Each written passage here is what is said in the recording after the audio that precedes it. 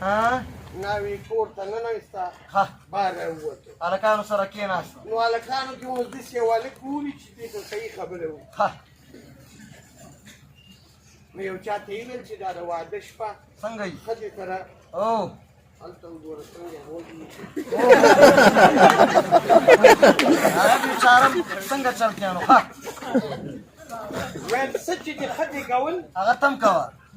او ښځې ما ته توده په توده پوښتنه وکړه ویل زه به دې مېړه سره څه کوم ها هغه یې تم چا مسکال ویل چې څه ورته دې مېړه کول هغه ته کوه بس د واده شپه ده دواړه ناست یو بل ته ګوري همداسې ها. د هغې ته ګوري هم دې ښځې چې شی وکړ څه شی وکړو ستوماني یې ویستل ها دا دې ون دواړه ستوماني ټول وباسي کار کوي ها ښځې سر وکړو دا دې وکړئ هم. او ټیم ورکوي نو او نو لږ ساعت وروسته دې ښځې کمیس ویستو ها دا دې پاڅېږي او کمیس دې وباسي نو د ښځې خېټې ښایسته ده او د دې ټک شین لکه بانجان ها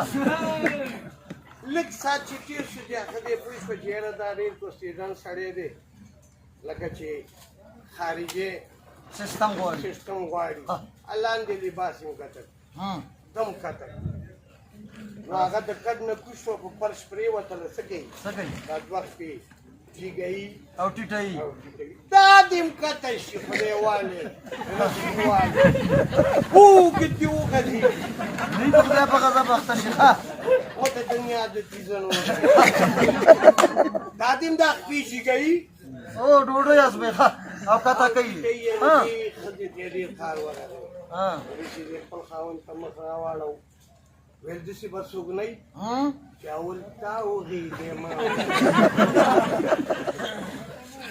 او ته وایي نه بل یو همداسې ساده هلک واده کړی چا نه یې پوښتنه کړې چې واده په شپه به د خیره سره څنګه چل کوو ها هغې وله ویل دا مخامخ سبزۍ دوکان نه دی ها. دې له ورشه ها. یو غوټه پیاز والا ها. یو رومې والا ها. یو شین مرچک والا ها. یو غوټه اوږه والا او دا ټول به صفا کړي او به چې کور ته کله لاړې ها په شریعت مریت چې د خیر سره ادا کړو ها او غالب آزاده شو یو یو بګدې ها همدا چل کوي نو هغه دي چې ولا دلته لکه دا کورې موجې ډېرې دي دې شي دا به دا به یو جادوي ښه او کومه جادو به وي چې دا د پیازو اوږه ایښې ورپسې رومې ایښې دی اوږه ایښې بیا چې شین مرچک ایښی نو په دې وخت کې دې ښځې ورسوی دي څه ویلي ویلې د درې منسري وو ها اوس غېږ ته سلاته کې